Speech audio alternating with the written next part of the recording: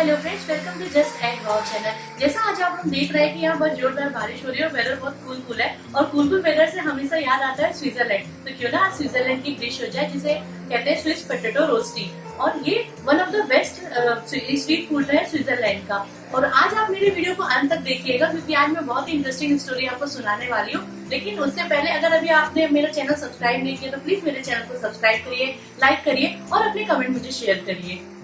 Potato रोस्टी बनाने के लिए ये कच्चे आलू लिए हुए हैं जिसे मैंने इस तरह से छील लिया है। अब मैं आगे की प्रोसेस बताती हूँ। ये छिली हुई आलू को मैं ग्रेट करूंगी। ये आलू मैंने ग्रेट कर लिया है। अब इन्हें अच्छे से ठंडे पानी में धोएंगे। इसे पानी में 2 बार अच्छे से धोएंगे ताकि इसका स्टार्च अच्छे से निकल जाए। मैंने आलू को अच्छी तरह से धो दिया है और इसे इस तरह से निचोड़कर पूरा पानी इसका निकाल दिया है। देखिए पूरे सूखे हुए आलू हैं।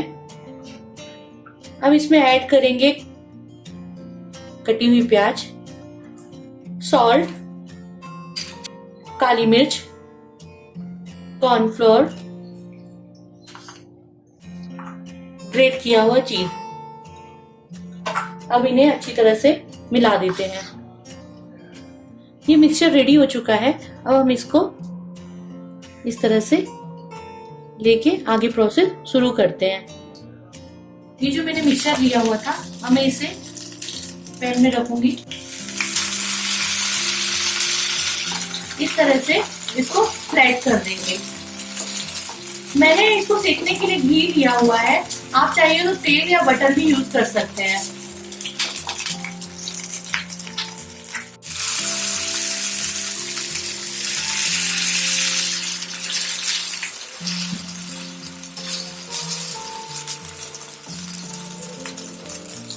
मीडियम फ्लेम में इस तरह से सेक लेंगे।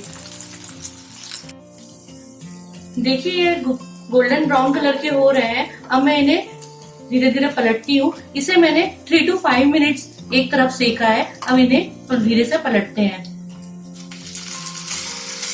इसको दोनों तरफ से अच्छी तरह सेकने में मुझे 5 to 6 मिनट लगे हैं। अब ये अच्छी तरह से सीख चुके हैं। अब इन्हें अपनी प्लेट में निकालती हूँ। ये स्विट्जरलैंड की क्रिस्पी रोस्टी तैयार हो चुकी है और मुझे थोड़ा स्पाइसी पसंद है तो मैं इसमें इंडियन फ्लेवर डालूंगी, जो कि चाट मसाला डालती हूँ। मैं थोड़ा सा चाट मसाला इसमें स्प्रिंकल करूंगी और मिक्स हर्ब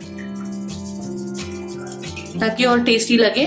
मैंने इसे व्हाइट सॉस के साथ सर्व किया है। आप इसे अपनी किसी भी पसंदीदा चटनी के साथ सर्व कर सकते हैं। ये बहुत ही क्रिस्पी और यम्मी लग रहे हैं। फ्रेंड्स, आज की जो हमारी स्टोरी है वो स्विट्जरलैंड की है और स्विट्जरलैंड की बहुत ही फेमस स्टोरी है हाइडी, जो कि इतनी फेमस हुई कि जापान में इसकी सीरीज भी बनाई गई। तो मैं अपनी स्टोरी को कंटिन्यू करती हूँ। हाइडी छोटी बच्ची रहती है जो 6 मंथ में ही उसके पेरेंट्स गुजर जाते हैं, एक्सपायर हो जाते हैं, और उसका जो पालन पोषण है वो उसकी आंटी करती है और वो धीरे धीरे बड़ी हो जाती है और वो बड़ी सिटी में ही उसका पालन पोषण हुआ रहता है। लेकिन एक दिन आंटी की जॉब लग जाती है दूसरी सिटी में। अब आंटी को दूसरी सिटी जाना रहता है तो वो सोचती है कि अब मैं हाइडी को कहाँ छोड़ूं। तो वो अपने सोचती है कि क्यों ना मैं हाइडी को उसके दादाजी के पास छोड़ देती हूँ। तो वही करती है, वो ले जाती है और दादाजी के पास उसको छोड़ देती है। हाइडी शुरू से ही बड़ी सिटी में रही रहती है और उसके दादाजी एक माउंटेन में घर बना, मतलब माउंटेन के ऊपर घर बना के रहते हैं। तो हाइडी को शुरू में बड़ा अजीब लगता है कि दादाजी का जिस तरह का नेचर है वो किसी से ज्यादा मिलते जुलते नहीं है, तो ये मैं यहाँ कैसे रहूंगी। पर धीरे धीरे उसको वहां पे ही अच्छे लगने लगता है। वो सुबह माउंटेन देखती है, बर्फ से ढके हुए पहाड़ों को देखती है, वहाँ पे पेड़ इतने प्यारे प्यारे से उसको देखती है। तो उसको वही नेचर में ही उसको बहुत अच्छा लगने लगता है और अपने दादाजी के साथ वो दिन भर काम करती है और वहीं पहाड़ों पे खेलती है और वो सोचती है अब मैं अपनी पूरी लाइफ यहीं पे ही अपने दादाजी के साथ ही बिताऊंगी। ऐसा करके वो अपना दिन बिताने लगती है और वहां पे उसकी एक फ्रेंडशिप हो जाती है एक लड़के पीटर से, और इतनी गहरी फ्रेंडशिप हो जाती है कि दोनों साथ में खेलते हैं और वो पीटर के घर भी जाती है और पीटर अपनी अन्नी माँ और नानी जी के साथ रहता है जहाँ वो भी वहाँ टाइम स्पेंड करती है। लेकिन एक दिन कहानी में ट्विस्ट आता है कि अचानक से उसकी आंटी वापस आ जाती है हाइडी की और कहती है मैं हाइडी को वापस ले जाना चाहती हूँ। उसके दादाजी और हाइडी को बहुत बुरा लगता है कि क्यों ले जाना चाहती हो।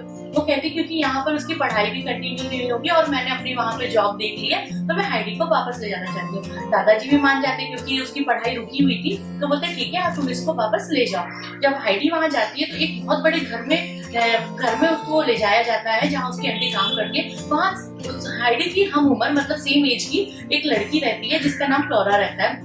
फ्लोरा हैंडीकैप रहती है, वो हमेशा चलने के लिए व्हील चेयर का यूज करती रहती है। तो उसकी वो फ्लोरा भी अपने पापा और नानी के साथ रहती है उस घर में। लेकिन वहां पे उस एक बात है कि जो हाइडी रहती है उसको हमेशा कुछ चीजें फॉलो करनी रहती है, जैसे कि उसे पर्टिकुलर क्लॉथ रहता है और उसे पहनना रहता है और उसे डिसिप्लिन मेंटेन करना रहता है। तो वो तो फ्लोरा के साथ खुश रहती है, लेकिन कहीं ना कहीं उसके मन में एक उदासी रहती है कि मुझे ये सब मेंटेन करना पड़ता है, और वो अपने घर को बहुत मिस करती है। दिन पे दिन जाते रहते हैं, लेकिन वो उसकी उदासी बढ़ती जाती है और वो बीमार पड़ जाती है। जब फ्लोरा की नानी को ये बात पता चलती है कि वो बीमार हो रही है, तो उसने वो कारण पूछने की कोशिश करती है। तो उसे पता चलता है कि वो अपने दादाजी और अपना माउंटेन वाला घर बहुत मिस कर रही है। तो फिर नानी डिसाइड करती है कि अब इसे वहां पे ही अपने दादाजी के पास छोड़ दिया जाए, और वो उसकी आंटी को बुलाती है और बोलती है कि आप तुम इसे लेकर जाओ और अपने उसके दादाजी के पास ही इसको छोड़ दो, यहाँ ये बीमार हो रही है।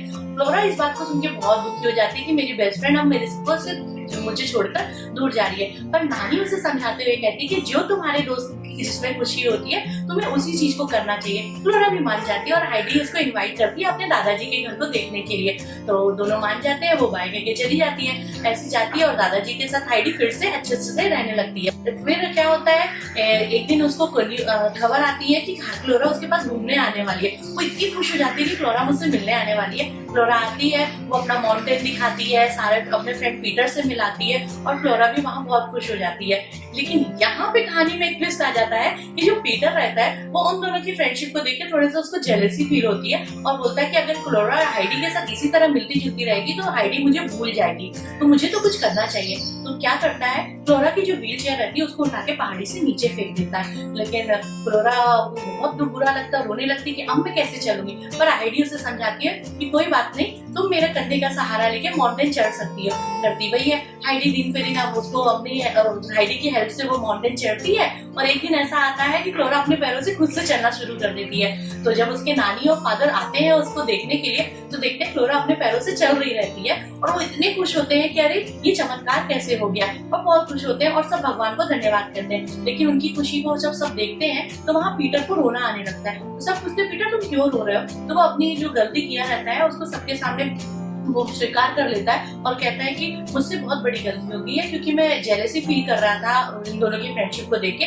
इसलिए मैंने ही व्हील चेयर को पहाड़ी से में फेंक दिया। सब उसकी गलती को माफ कर देते हैं और बोलते कोई बात नहीं, लेकिन तुम्हारी इस गलती से आज फ्लोरा अपने पैरों पे चल रही है। तो इसी तरह सब खुश हो जाते हैं और भगवान का धन्यवाद करते हैं। हाइडी की स्टोरी तो कंप्लीट हो चुकी है और अब टाइम आ गया है हमारी कहानी के मोरल का। तो मोरल यही है कि एक सच्चा दोस्त हमें किसी भी परिस्थिति में छोड़ के नहीं जाता है। और फ्रेंड्स, अब मैं आपसे मिलती हूँ अपने नेक्स्ट वीडियो में, तब तक के लिए बाय बाय।